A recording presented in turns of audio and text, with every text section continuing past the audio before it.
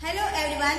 So today we will discuss the fifth and sixth property of determinants. So in that fifth property says if some or all the elements of a row or column can be expressed as sum of two or more terms, then the determinant can be expressed as sum of two or more determinants. So let us prove this property. So we can considering the first row as sum of two terms. So let us take the first row as a1 plus lambda 1, a2 plus lambda 2, a3 plus lambda 3. And second row b1, b2, b3, and the third row c1, c2, c. Here the property says any row or any column can be expressed as sum of two or more terms. So here the first row is sum of two terms. In our first row all the elements are sum of two terms.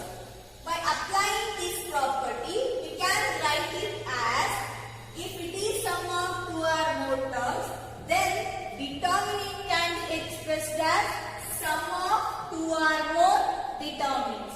So we can write this determinant like this. So here you have to split the determinant into two determinants because in the first row it is sum of two terms. We have to split the determinant into two determinants. So in that you have to take first elements to the first determinant and second elements to the second determinant. And the first elements are a1, a2, a3. Consider the second and third row as same. Second row is same, b1, b2, b3. Third row is c1, c2, c.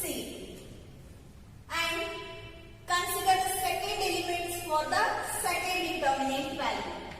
Second values are lambda 1, lambda 2, lambda 3.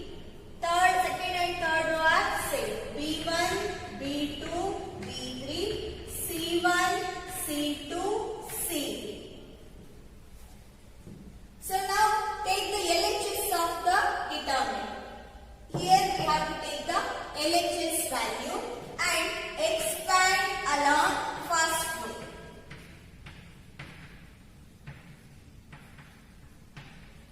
Expand the LHS determinant along the first row. So in first row, sign is in the form plus, minus, plus, and the first element is a1 plus lambda 1. Directly I am taking a1 plus lambda 1 is in first row and first column. Delete the first row and first column and remaining elements are b2, b3, c2, c3. Take the determinant value.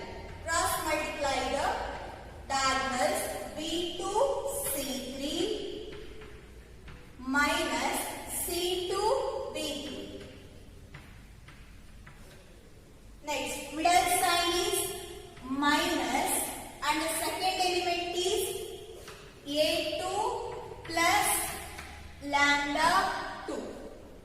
So next, a2 plus lambda 2 is in first row, second column. Delete the first row and second column. Remaining elements are b1, b3, c1, c3. Take the product. Take the product of cross diagonals b1, c3 minus c1, b3. And the third element is a3 plus lambda 3. Sign is positive.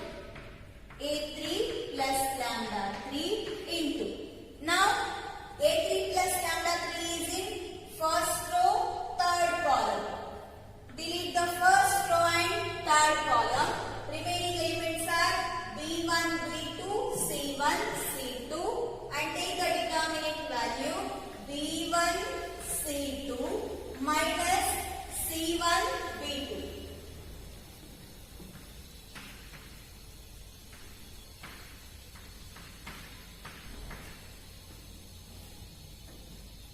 Here you can separately multiply the terms with A1 and lambda 1 and separate the A terms one side and lambda terms one side. First take the term A1 and multiply A1 with inside term. So that A1 into B2 C3 minus C2 B3. Next consider lambda. So here I am separatingly writing the elements. So the second element is lambda 1 into B2 C3 minus C2 B3. And next consider A2 and lambda 2. So here minus is there. We have to take minus for A2 and lambda 2 also. So A2 into inside term. A2 into B1 C3 minus C1 B3. Next lambda 2 into B1 C3 minus C1 B3. Next consider the elements A3 and lambda 3. Sign is positive for both the terms. Multiply A3 with inside term. A3 into B1 C2 minus C1 B2. And next lambda 3 into B1 C2 minus C1 B2. Here we can observe that the first term A1 into this term minus A2 into this term plus A3 into this term is determinant value of first determinant and second term is determinant value of second term. So that directly we can write it as sum of these two determinants.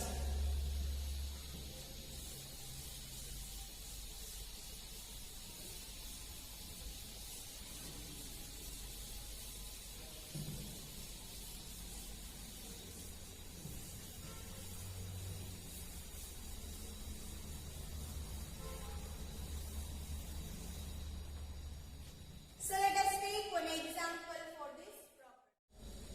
Show that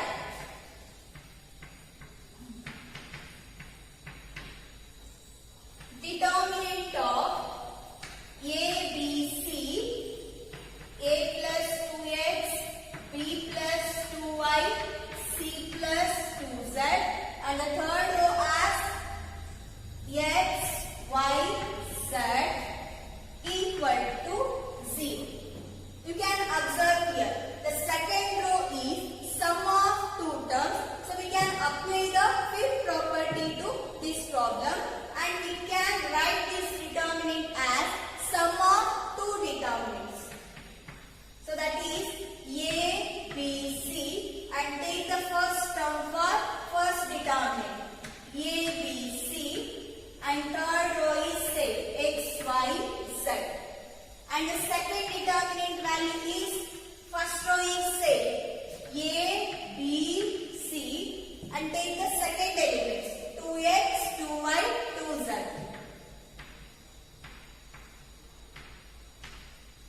Third row is also same x, y, z. So here we can see that the first and second row are identical. By the third property, we can say that if any two rows or any two columns of determinant are identical, then the determinant value is equal to 0. And here also, second and third rows are proportional to each other. If any two rows or any two columns are proportional to each other, then also the determinant value is equal to 0. Or else you can take 2 as common from this determinant, then second and third rows will be identical. So identical means directly we can take the the determinant value as 0. So total the determinant value is equal to 0.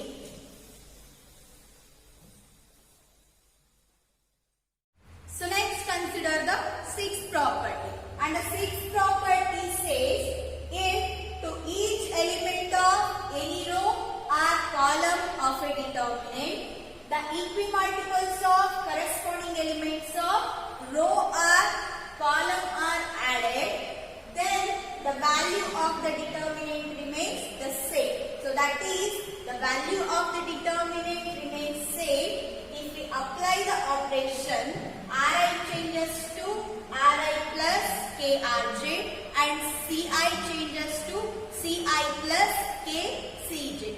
By seeing this operation, we can easily understand this property. So let us prove this property.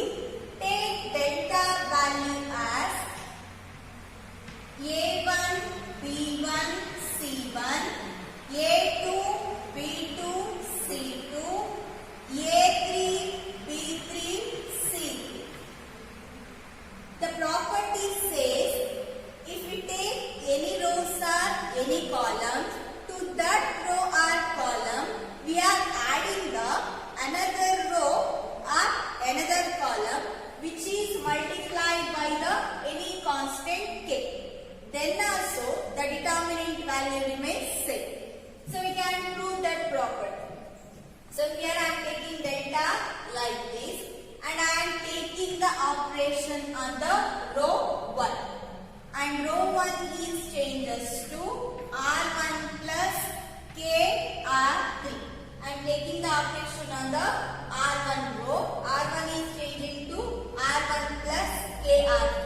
This means to the row 1 I am adding the third row which is multiplied by the constant k. So let us take the new determinant value as delta 1 and apply the operation R1 plus KR3.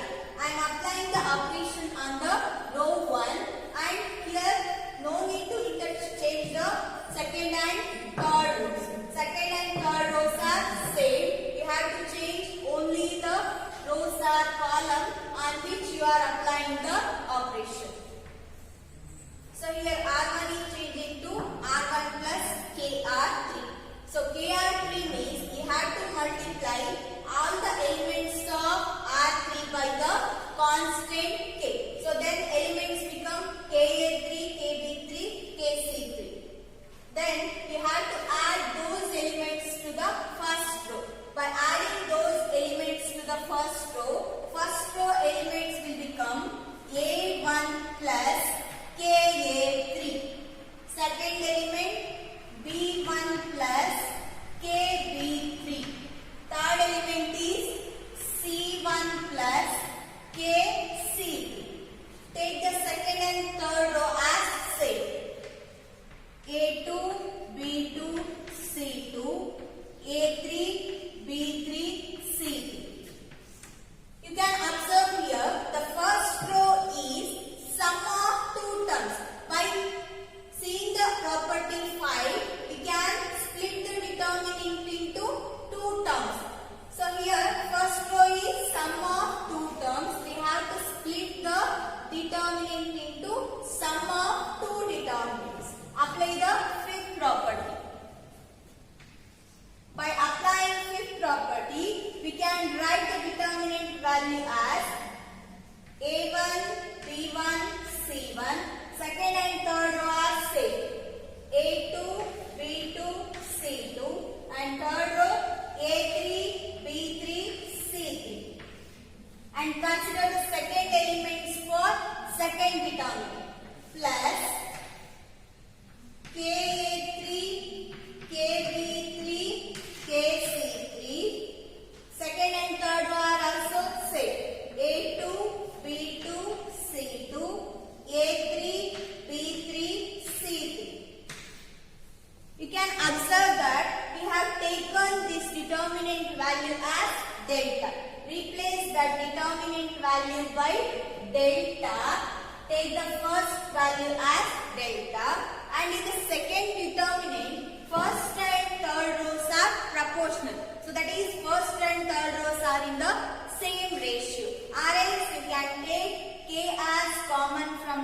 first row. Then by taking k as common, R1 and R3 rows become identical. So if they are identical means the whole determinant value is equal to 0. So take delta plus 0 as delta. So we can say that delta 1 is equal to delta. Here determinant value is not changing. Even though if we apply this type of operation also, then also the determinant value remains